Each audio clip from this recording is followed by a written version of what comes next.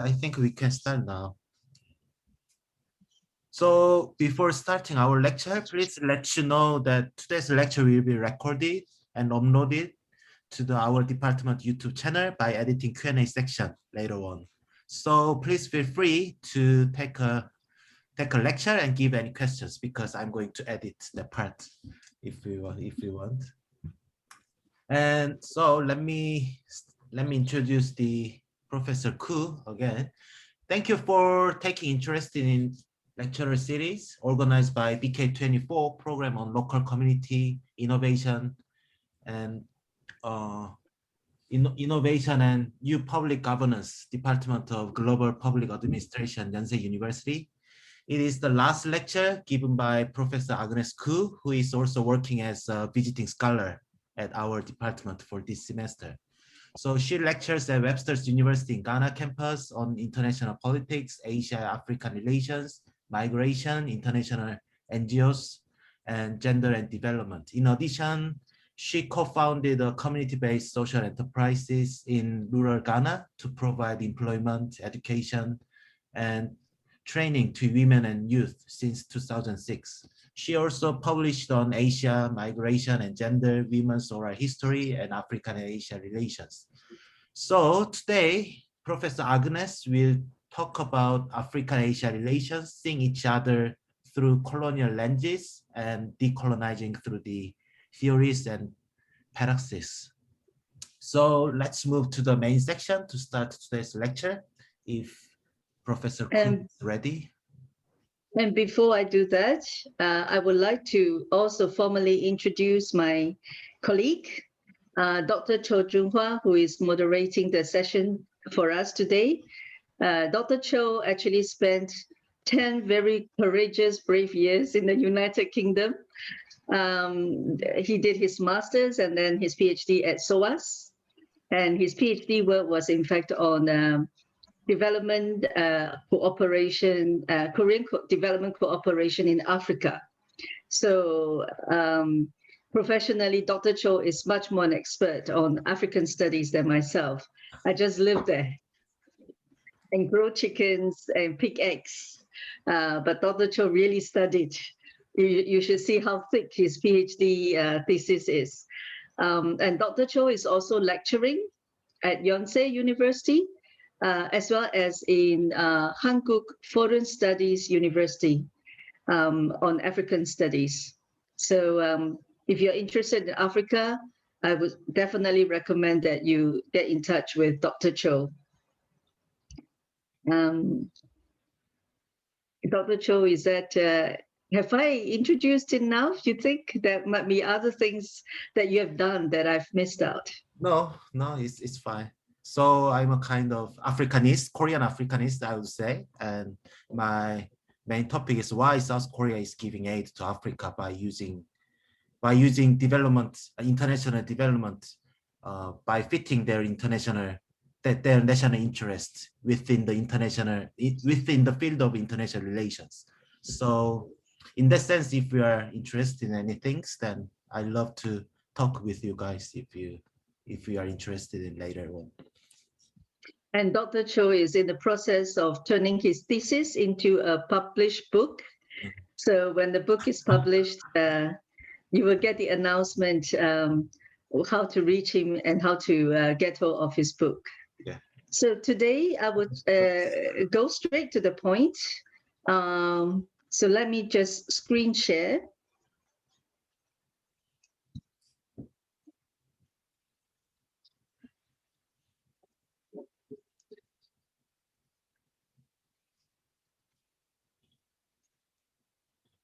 I think this lecture is also for me a kind of personal reflection, reflexivity, an exercise of reflexivity.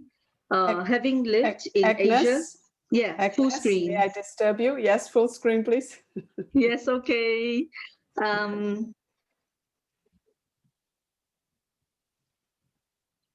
Yeah. So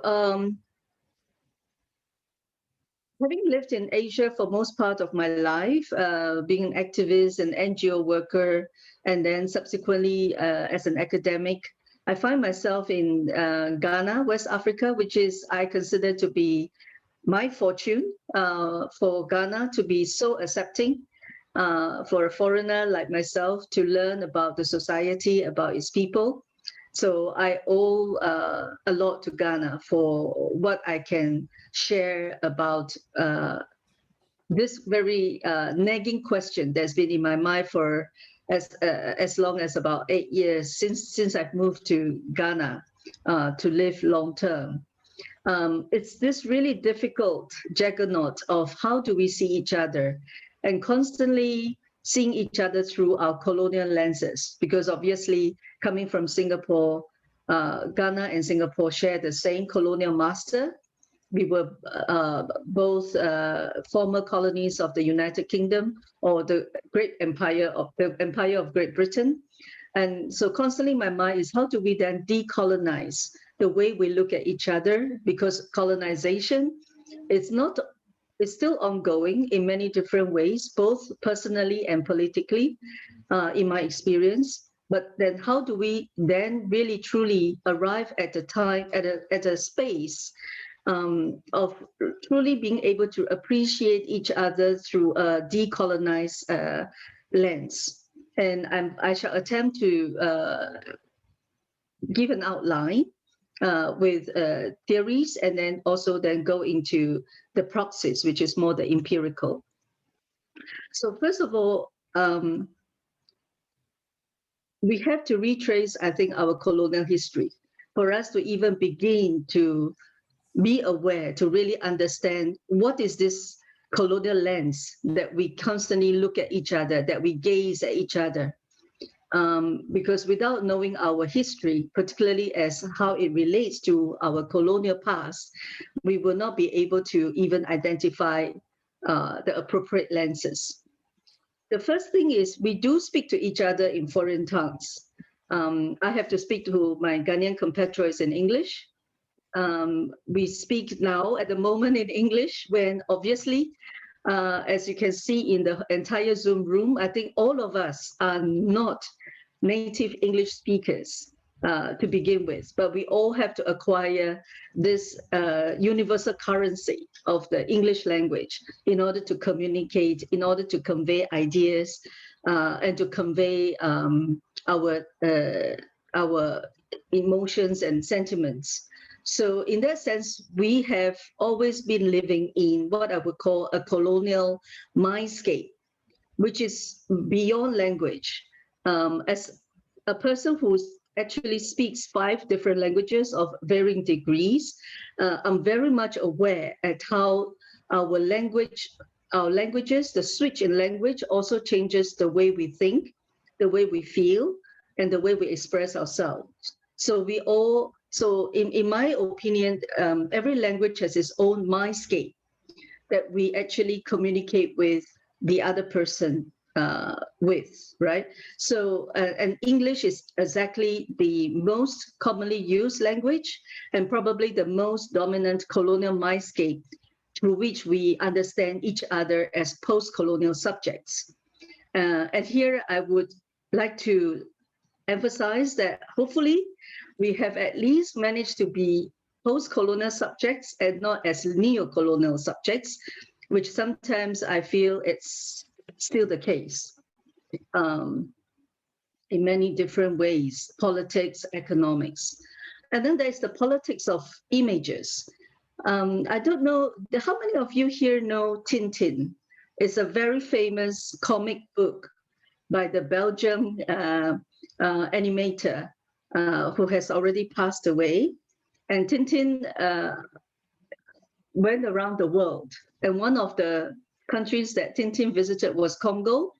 But even then, you know, it was so tinged with racism and racial stereotypes that the UK Commission for Racial Equality had to withdraw, recommended actually the withdrawal of this particular edition of Tintin, because of his ghastly portrayal of Congolese as kindly but ignorant children in need of the white man's governance. And Tintin also went to China, And very often Chinese characters are also depicted in very racial, with very racial overtones and undertones. For example, Tintin in the Land of the Soviets, where Chinese people are portrayed as pigtailed torturers, right? That we eat all kinds of animals as long as they have legs, 4 legs. Now, and then of course, notwithstanding, I think I'm talking about the most obvious. We are all beneficiaries, inheritors of the Western scholarship and education. And here I would like to borrow the ideas and work of Edward Said, who is a Palestinian, an Egyptian, and also an eminent scholar in the United States. Edward Said's work on Orientalism was, for me, a really mind shift. It was a paradigm shift in terms of how we assess ourselves and also the Western world and how the way Western world looks at us. So obviously, this really dawned on me, especially yesterday when I was trying to teach my master's students at Yonsei about academic writing conventions, about citations and references and spelling, and how do you write English in simple, grammatically correct format. And then I kind of realized myself, gosh, am I not actually transmitting what Edward Said is also very critical about, which is really the transmission of Western knowledge in the way Western education is being formed, right? Which has become so hegemonic, so predominant, that I think we don't even question about it anymore.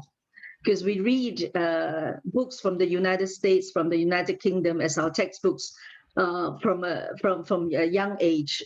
We look at social media. We look at media houses, BBC, CNN. So in a way, as post-colonial subjects, I don't think we have ever left that colonial mindscape, simply because of our education and also of the language that we rely so much upon in communicating our ideas, our values, and our response to the world. So Edward Said says that colonialism is not just the act of colonizing a space, right? It was an imposition of an all-encompassing way of understanding the world. So in other words, we have been taught from young, if we study English from the age of 5 or even from the age of 15, then we would have started learning the way our colonial masters want us to understand the world from, right? So political imperialism governs our study, our imagination, and also our scholarly institutions. I mean, we all want to go to Ivy League universities. We are proud of the fact that, we come from elite schools of, STEM, good quality education from the UK or the US. So we naturally imbibe this Western concept and the treatment of the other, which we all are. I think at any point of our time, so long as we are not Native American, well, not Native American, but as long as we are not, of the Caucasian race, we are, up to this point, always being treated as the other. At one point or another in our life, right? We encounter racism, we encounter this whole theater of the othering. And then the important role played by Western cultures in the world of nations, the hegemony. So in my opinion, cultural assimilation, which of course South Korea also talks a lot about in relation, for example, to its very diverse range of Asian migrants, is very political as well as economic.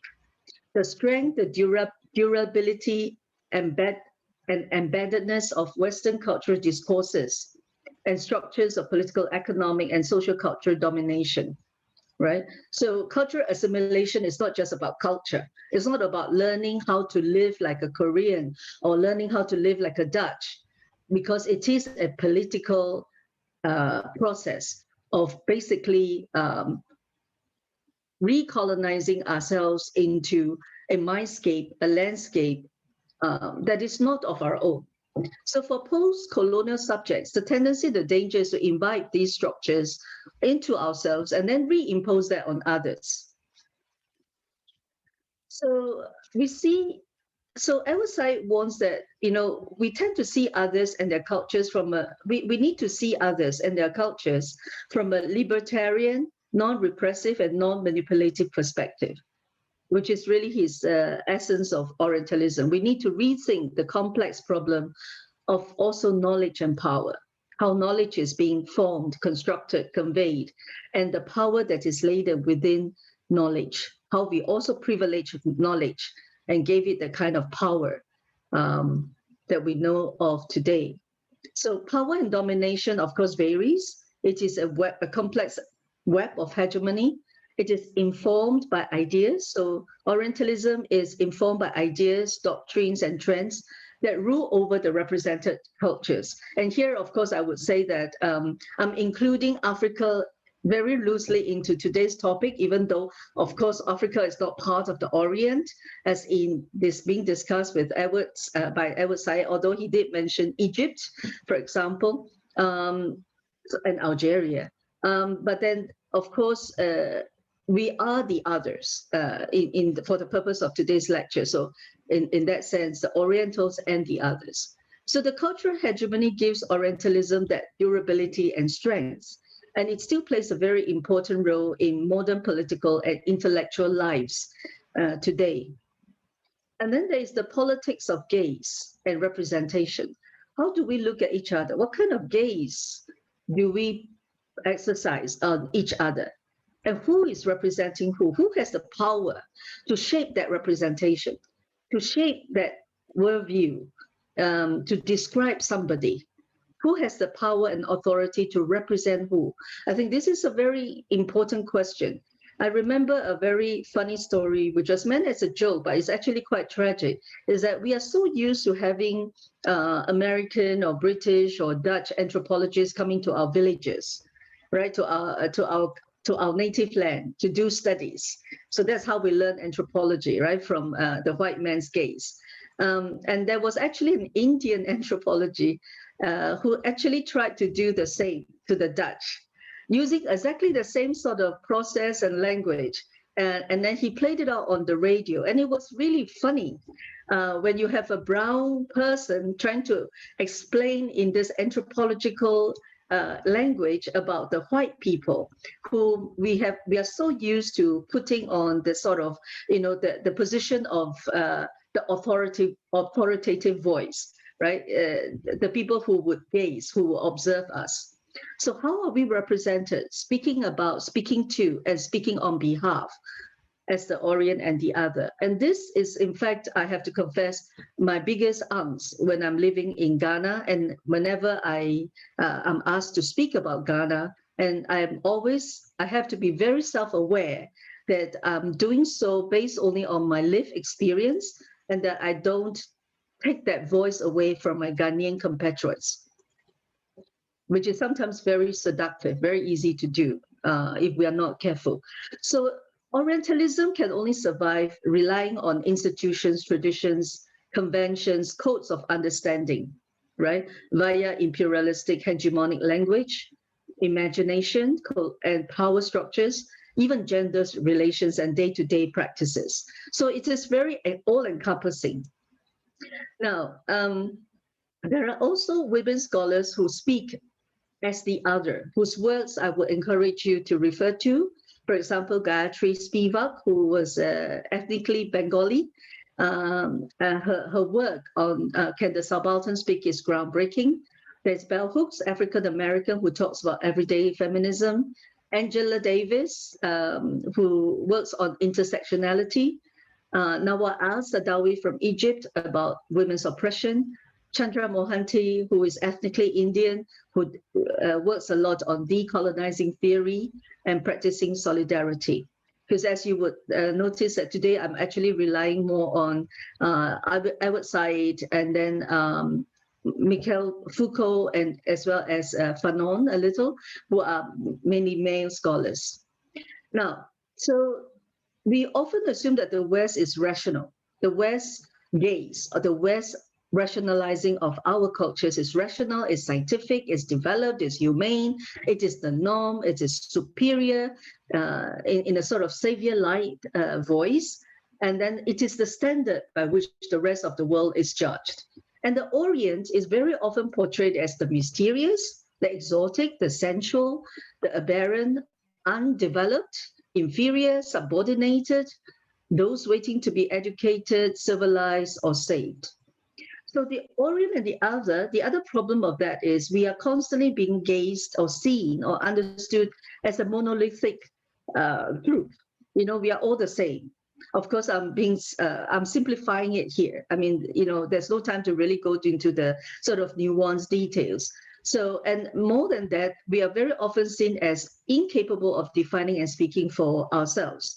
And I as quite an experienced orator and a teacher, and even though I started learning English since I was 5 years old in Singapore, I have to say that even up to today at this point, I still struggle with the language because this is still not my language. It's not my emotive language. And I still struggle to be able to convey my intellectual ideas through a language that I have to adopt from my former colonial master. I still struggle. Okay, so of course, I think I've gone quite long about the Orientalism, and I want to go a little bit faster. So the Orient is not only mysterious, but we are also feared, right? We are either the Middle East terrorists, the Yellow Peril, which, by the way, refers to the Chinese, the Mongolian hordes, which basically raised almost the whole of Asia, including China and Korea, all the way up to Turkey, the Brown dominance. We are to be studied, monitored, controlled by pacification, by research and development, through invasion and occupation if needed. So, and these kind of notions, Orientalism actually persists through governments, agencies, business corporation, mass media, academia, even literature and folklores. So even today, is it all over? Have we become better? I would like to differ to say that actually today's media probably aggravates even more the sort of Orientalist gaze of the other, because social media particularly reduces images into very standardized molds and stereotypes. It's interesting to see how as our media become more and more globalized, that actually the diversity beginning to shrink. It's becoming less and less. So, for example, but then, of course, France and Britain, who are the main colonial powers of the yesteryears, no longer occupy that center stage in the world politics today. Today, it is displaced, it is replaced by American hegemony, right? So the vast web of interest that links all parts of the former colonial world has now concentrated in the United States of A. And this we can see through the proliferation of American standard academic education, right? And the subspecialties, for example, are now being replaced from the sort of European-based discipline into much more Orientalist, what we call area studies, where area studies specialists like myself, who teach a lot about Asia, will have to put our language, our cultural understanding to use. So I was like also critique modernity, right? So that the critique is that there's a Western market economy and the consumer orientation that is produced at an accelerating rate today, as I would describe it as neoliberal capitalist system. So that a class of educated people, which refers to you and I, with our intellectual formation is directed to serve and to satisfy that market needs. So I think Korea is quite a good example of how academic or scholarly education is very much emphasizing engineering, business, and economics, as opposed to the humanities and social sciences. The same with Singapore. So intelligentsia, the intellect, or try to teach or explain modernity in a way we are also legitimizing and authorizing ideas about modernization, progress, and culture that we admire or receive from the US. So there is that whole modern Orient that unfortunately also participates. So just take a moment to think about this. The modern Orient also participates in our own Orientalizing. So American Orientalism, is it very different from British or German or Italian or French? In a way it is, according to Said. It is much more administrative, it is more policy oriented, and it is more about people and region emasculated and reduced to quantifiable data like attitudes and trends. So much more in a sort of very dehumanized, generalized information. So post-wars governments and the corporate interests in the non-Western world basically rely a lot on American Orientalist scholarship and knowledge to continue to sustain its hegemony. Right? So then, in other words, what counts is not who we are or what we think, but what we can be made to be and think. What counts is not who we are or what we think, but what we can be made to be and think. So we have the US cultural relations policy becoming the world empire. What US came out as a victor in after the World War II. So it became a world empire in the 20th century. But its concerns actually with the Orient begins already from the century before. So, and this you can see from the sort of early missionary institutions, printing press, schools, education, hospitals, right? Where they are specifically imperial character and support. It's rather similar, but not in the same way as their French and British counterparts. So the us versus them in this sort of gaze, right, that we continually use between Africans and Asians, for me, that is what I would consider as and try to overcome is the othering, right? So we say the Africans, but then there are 54 different countries in Africa. So the othering here is serious, right? Seriously ignorant. But the same as I would hear in Ghana is the Chinese. And I every time have to keep telling my African students that, but we are also very different. There are so many different kinds of Chinese in this world. Singaporean, Malaysian, Taiwanese, Hong Kong, who all speak very different tongues. And then this sort of us versus them dichotomy very often lead to, of course, inclusion and exclusion. Who is being included, who is being excluded in the conversation leads us to this sort of very binary thinking, right? So very homogenizing and taking people out of their context. So, and we tend to view these cultures as closed and static, as if cultures are so 100 years ago and it will continue to be the same. But we know that it is not. Cultures is lived, cultures is dynamic. And what I would like to propose to all of you today is really to start looking at each other from the gaze or from the perspective of intersectionality. That we are not just to be defined by our race or even by our gender. There are other social indicators, social, economic, political indicators, our class, our educational background, our sexual orientation. We need to talk about diversity and plurality, dynamism and fluidity, recognizing that cultures, societies are dynamic, it's fluid, it changes. And to embrace this possibility of societies being open-ended, with infinite possibilities, not closed, as in Orientalism. And most of all, contextualization. Always see people within their context and not take them out of their context. So the question is, how do then we see and represent others' culture? And my three very quick sort of points is, culture is interrelated. It is constantly influencing one another. So no culture is separate from the other. I mean, I think this is quite clear with the proliferation of social media. Cultures crosses border by the seconds. So we are all influenced by one another, whether we like it or not. Why do we then always consider our cultures as the norm and others as the deviation?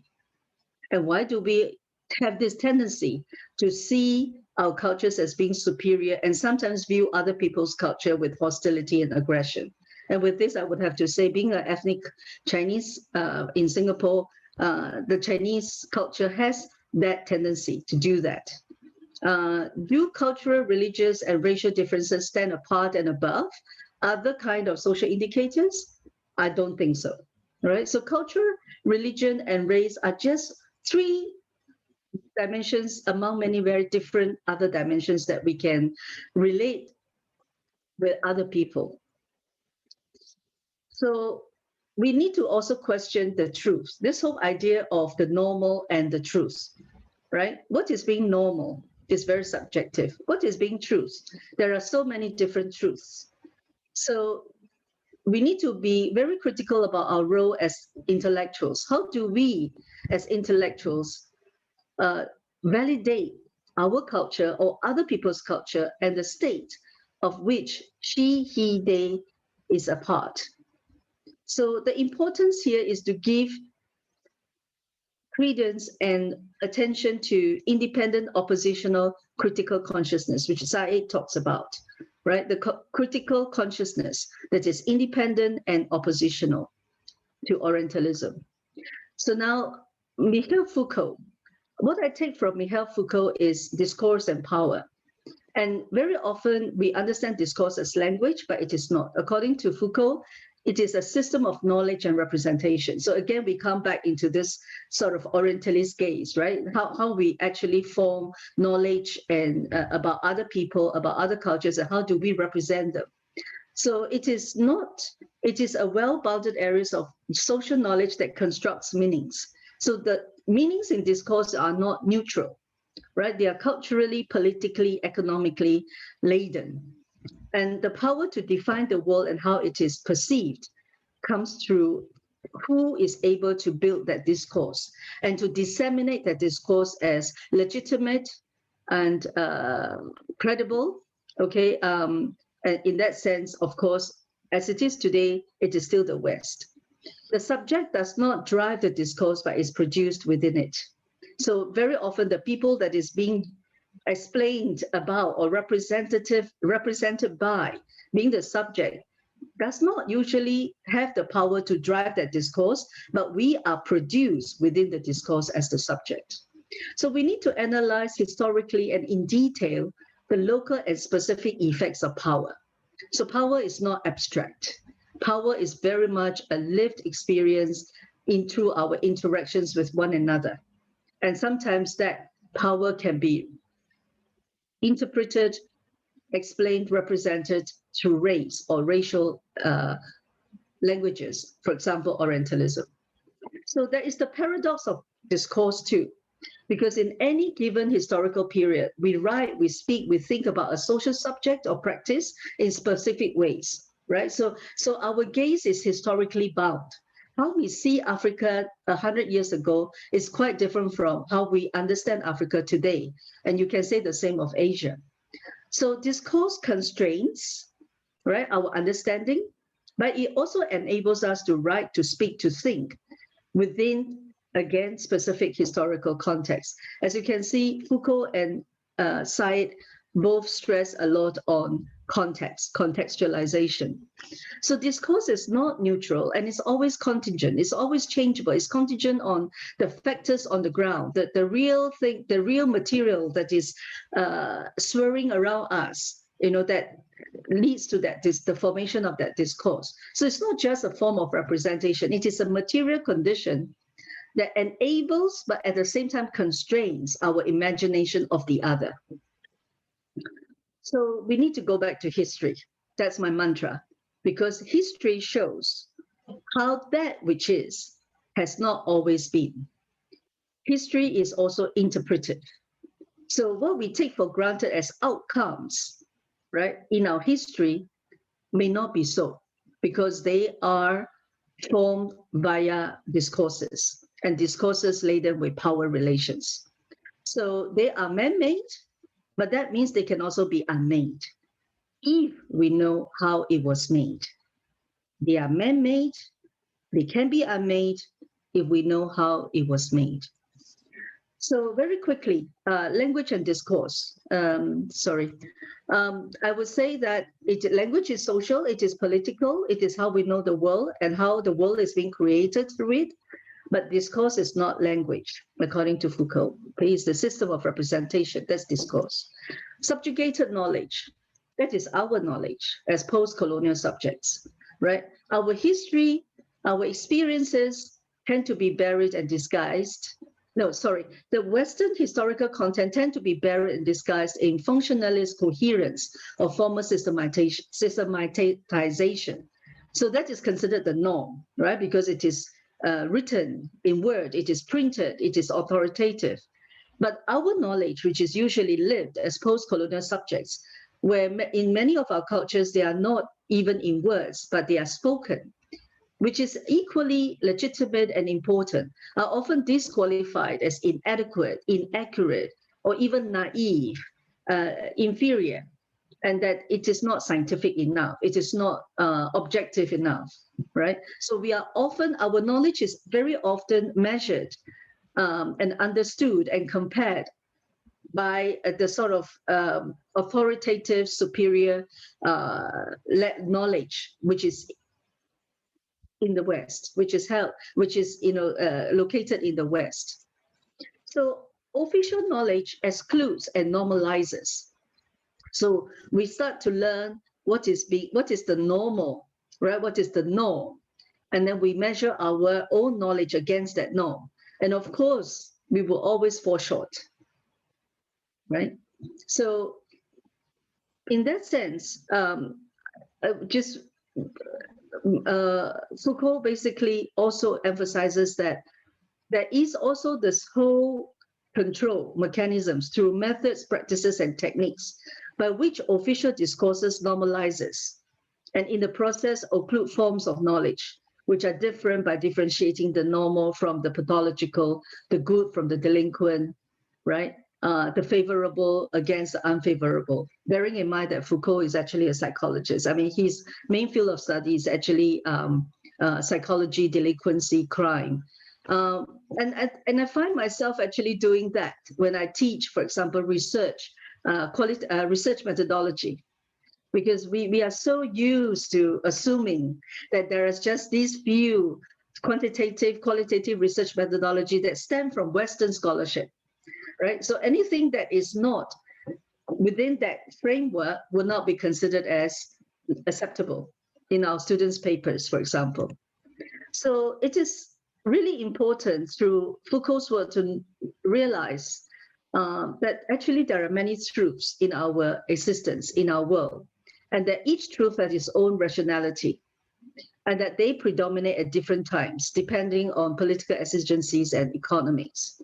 So therefore, all the more we need counter discourses of resistance against power, against the predominant power, against hegemonic power.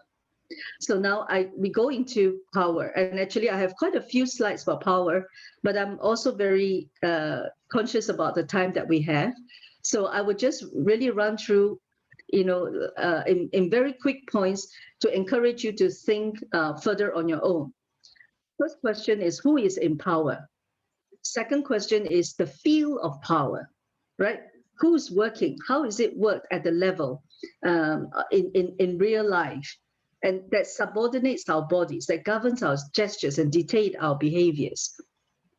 For example, I think the body of the laborers is indeed the site of where power is being exercised, where we are constantly disciplined into going into office at 8 o'clock, and we have to sit there by our desk up till 6 o'clock, if not 8 o'clock or 9 o'clock.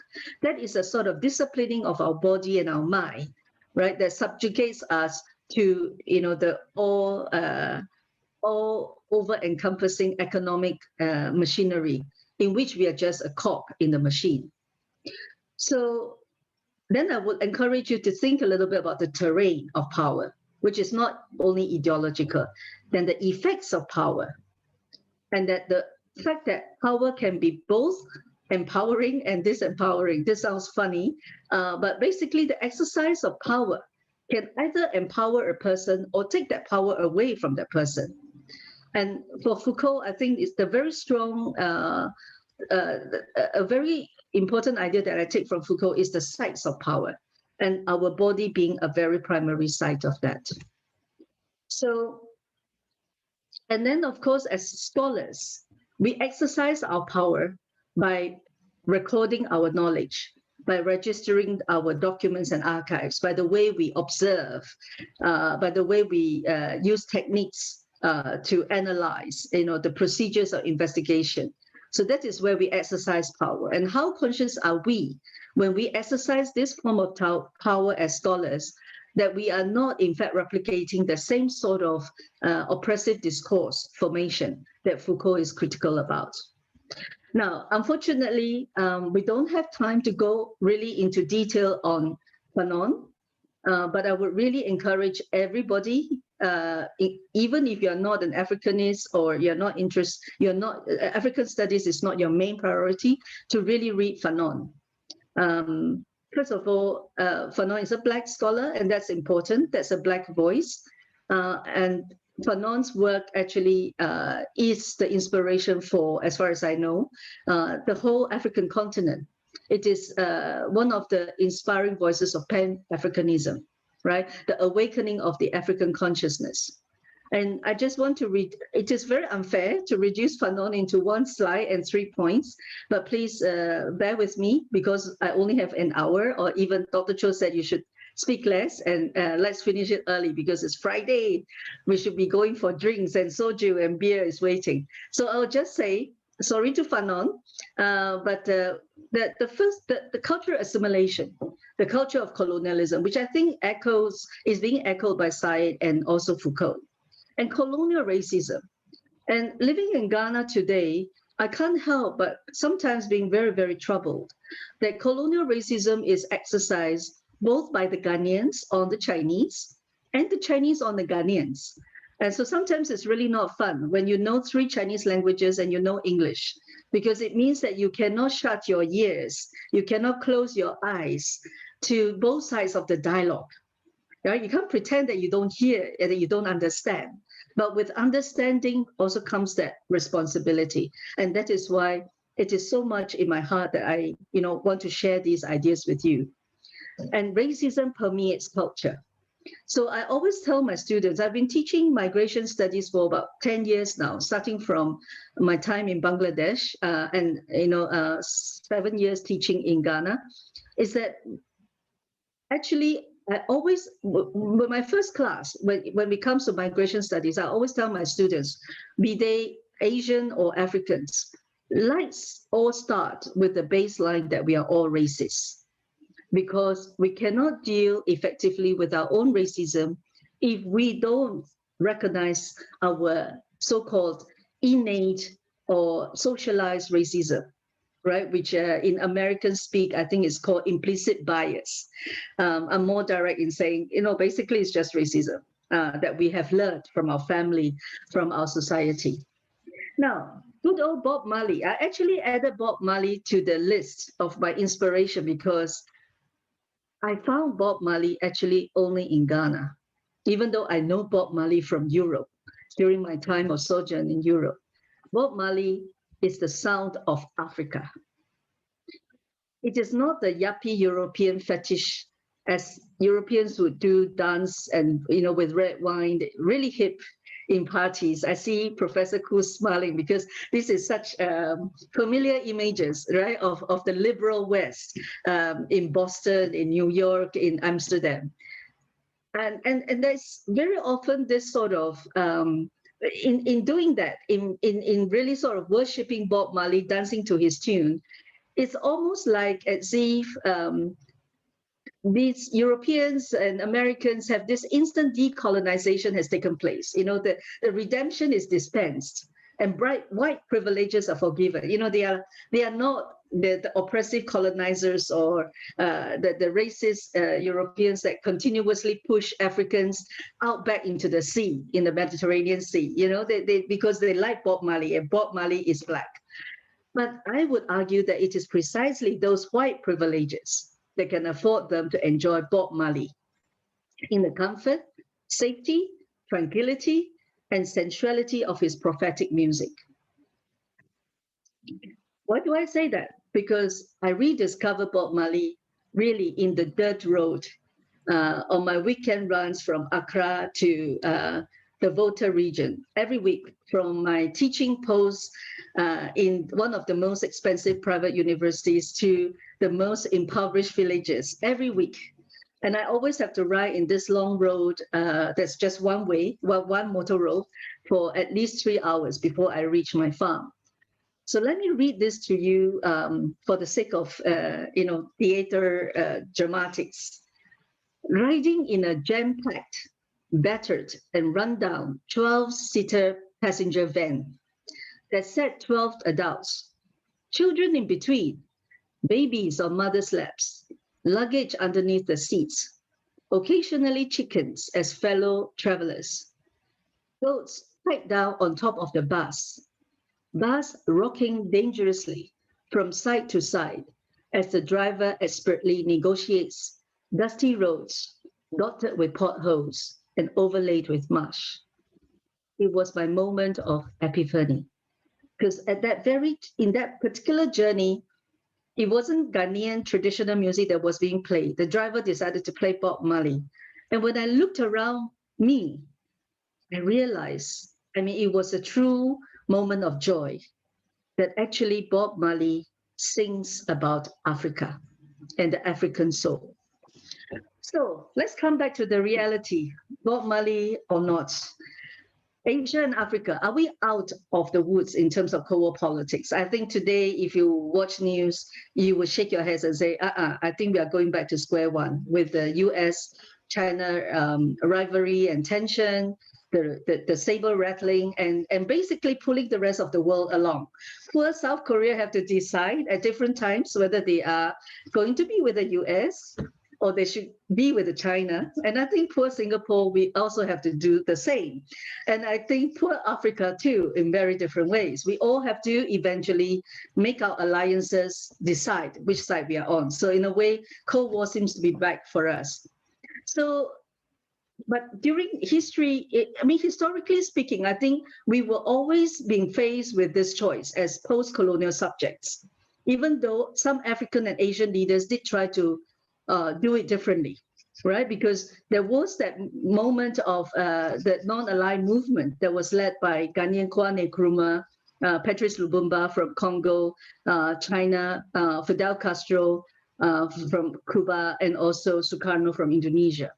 But if you look at today, in the sort of geopolitical lineup, which I won't read one by one because of time, but you can see that we are still very much part of that whole colonial map or neo-colonial map. I think this is still very much alive in terms of politics and economics, and even in our everyday culture. And then, of course, with West Africa, I'm not an Africanist like Dr. Cho, so I can only limit myself to my very superficial knowledge of West Africa, that these were British colonies, right? And then we have the Francophone Africa, of course, also in West Africa, speaking French. So in a way, I think in order to sort of deconstruct our colonial lens in the way we look at each other and understand each other, quarrel with each other, we need to re-understand our historical ties. And just 4 points that I would say. Asian African migration predates colonialism. There were African traders who visited China long before the British was able to gain entry into China.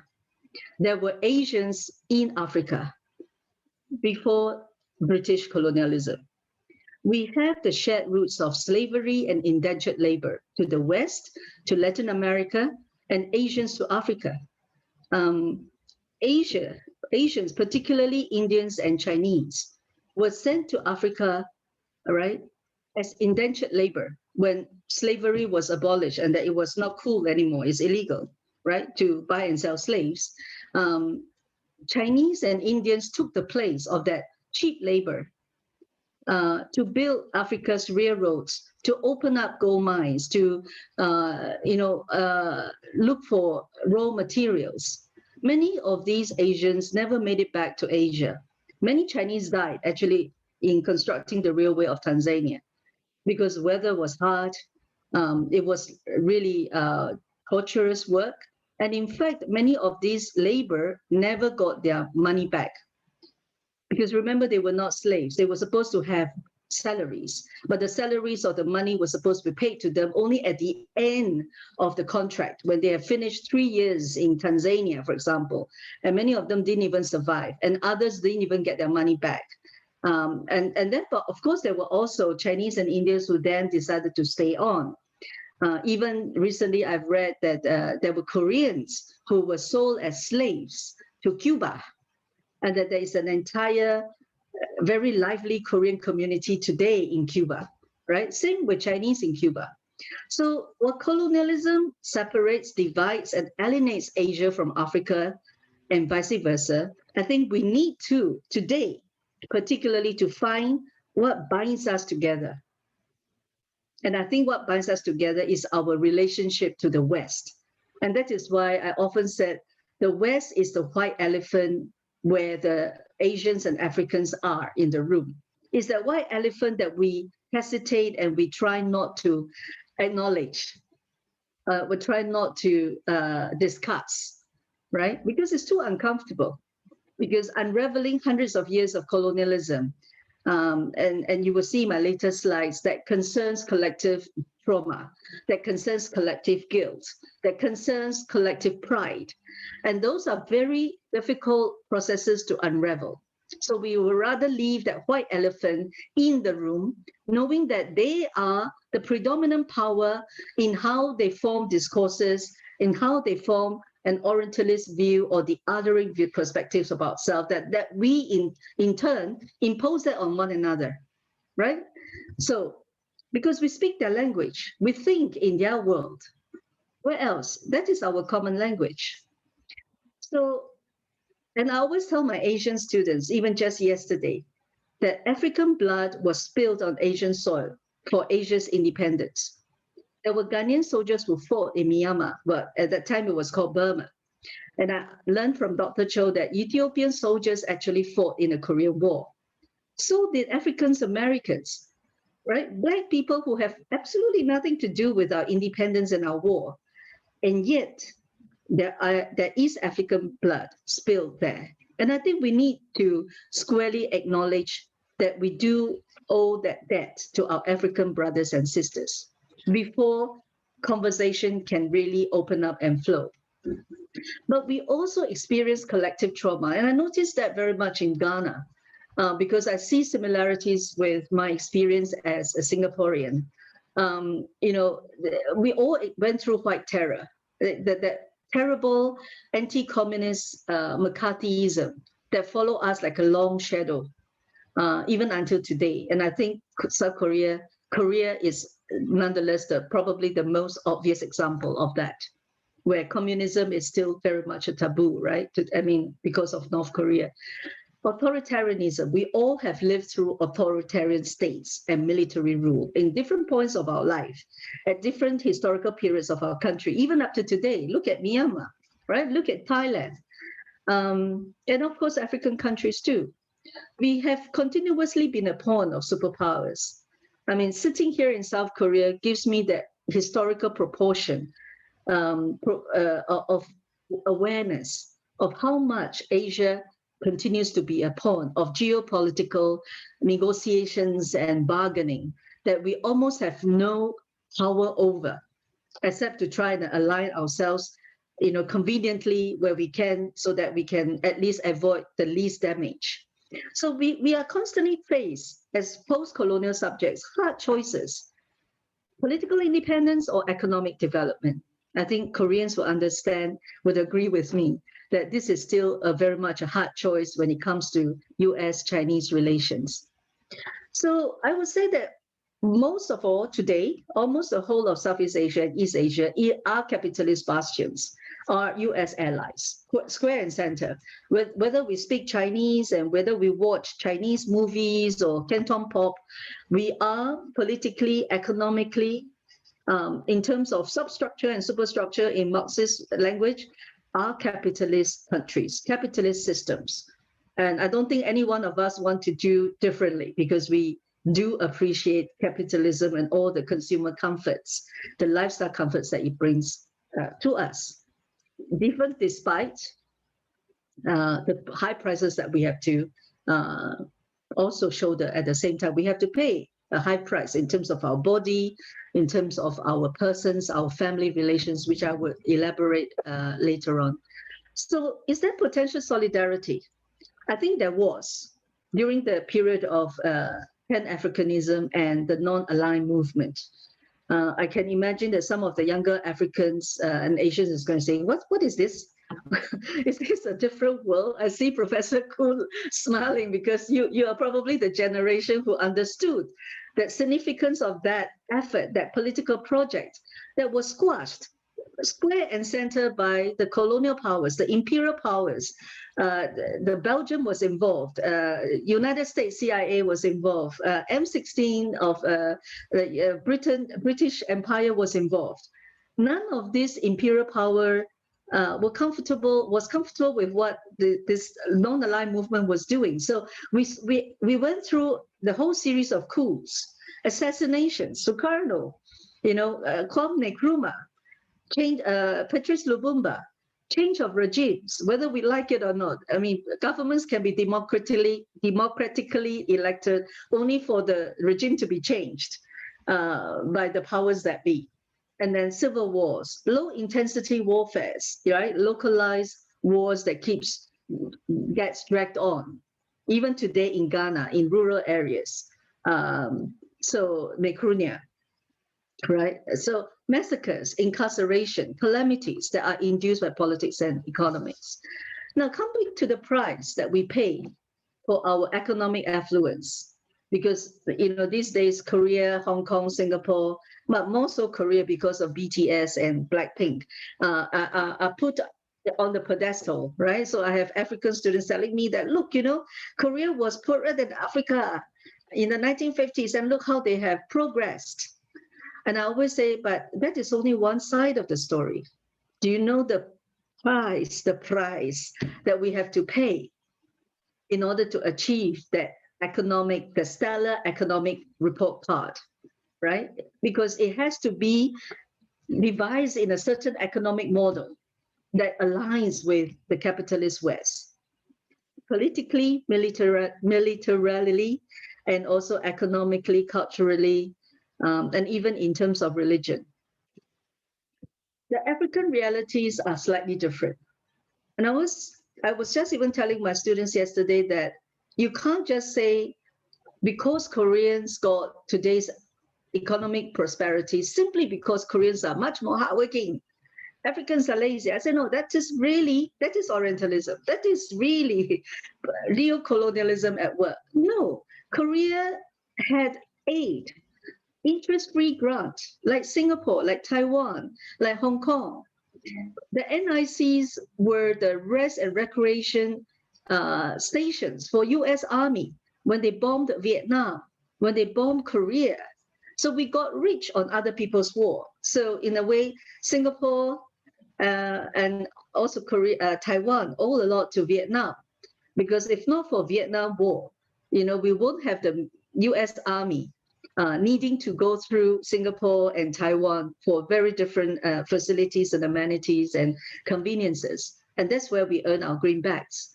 So, but Africa didn't have that condition. Good or not, good or bad, I mean, Africa up to today is still that region. It is still a place, a continent which constantly foreign debts have to be serviced. sometimes way above 50% of the GDP. So we are looking at basically a sports race with very different starting point. I mean, if you put it simply, some of these NICs or Asian, poster child of capitalist countries, so we have a very different, a much more push under our arms, so that we can fly faster, we can run faster.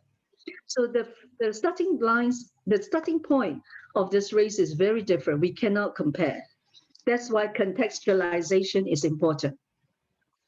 Now, and also, I think being as Africans and Asians, we also have to now start, and I think we do have that condition. We are able to do that now, to start unraveling, to start understanding that very painful impact of the Cold War, of colonization on our families and on us, on our bodies and on our minds.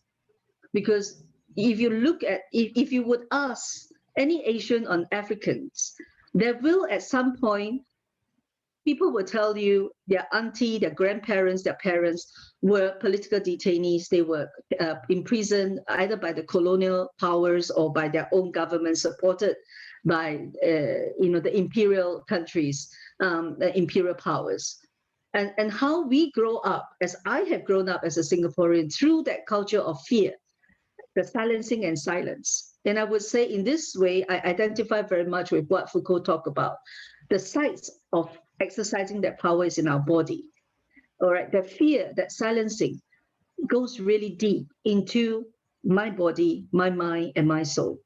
And then the economic extraction and exploitation, the corporatization of the state, so that we as workers, we don't own our body. I used to work as a factory worker in Singapore for my holiday work, and I know what it means. We were basically bodies aligned with the machines. We basically have to adapt to the conveyor belt of these humongous machines that were running 24 hours, 7 days a week. And then with that, socially, culturally, we are suppressed, we're subjugated in that colonized body and mind. I think one thing, of course, that is good, not everything is bad, right? I mean, life is never that sort of one-dimensional. One good thing is that we have mastered the English language well enough to study also our colonial masters and all their crimes and all their guilt. And so I think the problem is not that we don't know or that we can't know today. Information is so much more available today. I think it is now square and center the responsibility of young intellectuals like you to take up that responsibility of really deconstructing, reinterpreting, and re-representing our history and ourselves. So here, I hope you would agree with me that we are still living in this whole neoliberal era of globalization, both Africa and Asia. Okay, we like that. We like Facebook. We like Twitter. We like to fly. COVID-19 has, of course, upended us on that. Cheap travel. I mean, those are the good things that neoliberalization give us. But they also disempower us by, for example, making labor much more flexible and casualized, right? Rolling back of the state's responsibility from public and welfare services. We all know the real impact of privatization of education. I see that in my students every day, and sometimes with guilt that I am in fact part of that system, even though I try in my own way to resist, right? So there is the whole widening gap between the rich and the poor, unaffordable housing. I think we all know that all the different price tags we have to pay for being part of this neoliberal system.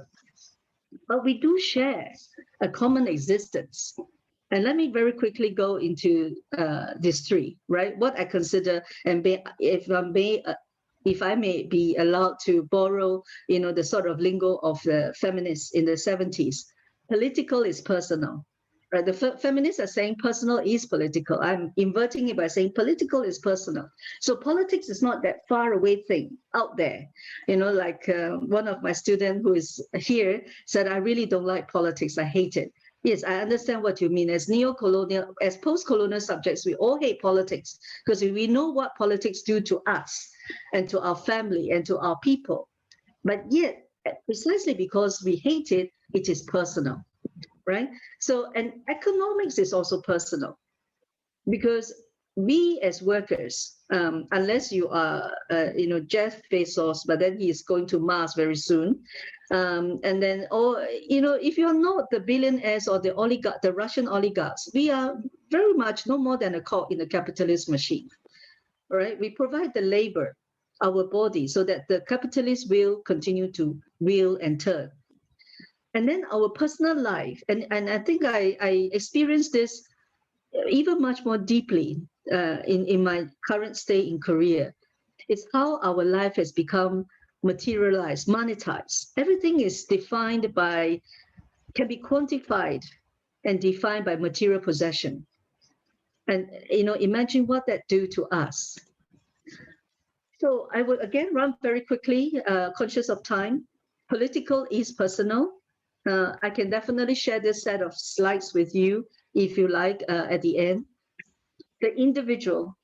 Now, here I would like to put a small note, a post-it, on the phenomenon of the rise again religiosity, the sort of born-again Christianity, which I see to be really, really predominant, very popularized, very powerful in Ghana, but also in South Korea and in Singapore. Many of my elite classmates, they're very much into the charismatic religions.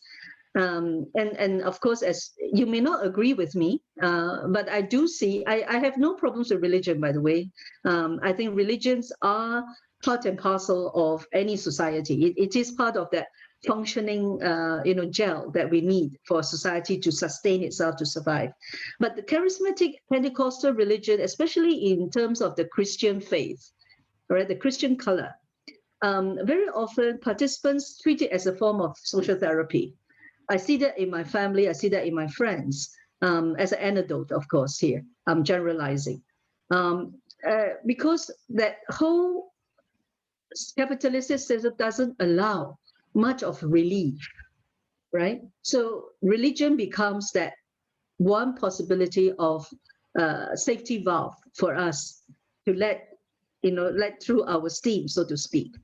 It is a kind of instant relief and salvation that promises and justifies material prosperity. It makes the rich people feel better because anyway, they are blessed. They didn't steal from the poor. They didn't profit on the hard labor of their workers. It was because God gave them, they blessed them, right? So in that sense, I think we also have to be very critical while we want to maintain our faith and our religiosity, that we need to also critically see how the role that religion plays in consolidating certain forms of power over us, be it economic or political. And I think on a very personal level, we see how both Africans and Asians, the sort of impact of this sort of neoliberal globalization, neo-colonization on us, not only as individuals, but as families, right? So how family structures are changing or changed, how relationships are broken up or broken down. And then urban and rural. I think this is something which I get to appreciate, having lived in Ghana for some years now, the importance of the sustainability and the survival of the rural, which of course, as a Singaporean, I never had that privilege or the opportunity to appreciate, because Singapore is just one big nation state city. So there was no countryside, so to speak of, to appreciate the importance of the rural communities. And so for me, to revive that rural sustainability lies the future of our planet, because it is the rural, the countryside, that will sustain us, rooting and help us to root ourselves on our land and in our community. So that, because we see already the sort of effects of urbanization, right, which I mentioned about here in this slide. The unaffordable housing, the deteriorating environment, so on and so forth. So I'm almost coming to the last. Decolonization. What does it mean? I'm troubled. I don't have the answer. I have questions. I don't have answers. But I would think that decolonization is a process of self and community. It is a long, complex, and difficult process. It requires us to really critically examine ourselves, to be socially aware, to be conscious of ourselves and of our community. And this process has to begin somewhere. I know in some parts of the world, particularly in Latin America, it's very much thought of and also practiced, right? Local is global. Again, I'm trying to word play here because we always say, the global and the local. But for me today, in the era of globalization, and I think COVID-19 has definitely shown us that the local is very much global. Anything that happens now locally is part of that global. So we are very intimately connected because of our shared global history, be it slavery, indentured labor, or colonization, and up to today, right? So in that sense, we are no longer that sort of separated communities where we don't know each other, or we can be segregated by our colonial masters, which did happen. So history is embedded in the present. So we are the product of our own history. And then decolonization, therefore, has to begin with the reinterpretation of our history, personal, family, economic, social, cultural, political, religious, and definitely between Africans and Asians, or people in Africa and Asia, because there can be people in Africa who are not Africans, like myself, or people who are in Asia who are not Asians, like Africans. So, peoples of Africa and Asia would, I think, in my opinion, a much better term to use. I think one possible line of unity, or maybe we don't talk about unity yet, there's kind of far away, to talk about solidarity is through our diasporic communities. There are just as many African diaspora in the US as there are Asians in the US. Maybe that's where we can start, So, and we have seen that happening, right? Because it's no longer just Black Lives Matter, Asian lives matter too. So, for example, today, right, in the US, it's very uncomfortable to be Asians. But I don't think it's ever been comfortable to be Asians in the US, given the long history of racism against the Asian community. And I think you would agree with me that African diaspora of all shades and hue experience the same. And in fact, even longer and deeper due to the transatlantic slave trade. So the social movements are coming together, at least in terms of the Black Lives Matter movement. The feminists are trying to do the same, right? In trying to forge solidarity and emancipation. And I was told in Korea, I've been told time and again in Korea that feminism is a dirty word today in Korea. And so let me take the privilege of the space here to say feminism isn't a dirty word, because for me, square and center, women's emancipation is men's liberation. It is not a zero-sum game. We're not in competition here. The more women are free, the freer the men will be, because we are all constrained in this very restrictive, oppressive structure. And so it is both our responsibilities to try and break free. So remember Said, remember Foucault, remember Fanon. So we talk about intersectionality. We need to really start shifting our mindset, our paradigm, our thinking to be inclusive rather than exclusive. It is so natural, to form our own clique. Ghanaians, Nigerians, all this to and fro, Malaysians, Singaporeans, we all hate each other, and yet we live next door to each other. Why don't we try being inclusive, for a change? Neoliberal capitalism. It is the language and the landscape of 20th century that divides, anatomizes, and isolates. But what about doing differently in the 21st century? At least taking advantage of the fact that COVID-19 is a wake-up call. So I think there is I would like to, end in a more positive note. We need to retell our stories to each other, to Africa, to Asia, Asia to Africa, and not through Europe, not through the United States, right? And I don't want to be accused of being nationalist. Okay, so nationalism is not even in the mindset, as what I'm trying to say. It is internationalism, so that we can rise above prejudice. We speak in so many tongues. Maybe we should start learning each other's languages instead of English, instead of French, instead of German and Spanish. Let's try speaking each other's languages and own our narratives. It's so important that we start to write our own histories and our stories in our own voice, even if it is in our own language. I think for so long, centuries, our narratives have always been written by others, owned by others, interpreted, represented by others, interjected by others. What about writing our own narratives? It might be very painful because our histories embeds a lot of pain due to our colonial experiences. And my big conclusion, beneath our skin runs only one color, and that is of our blood. Beneath our skin runs only one color, and that is of our blood. Thank you. And references, in case you're interested.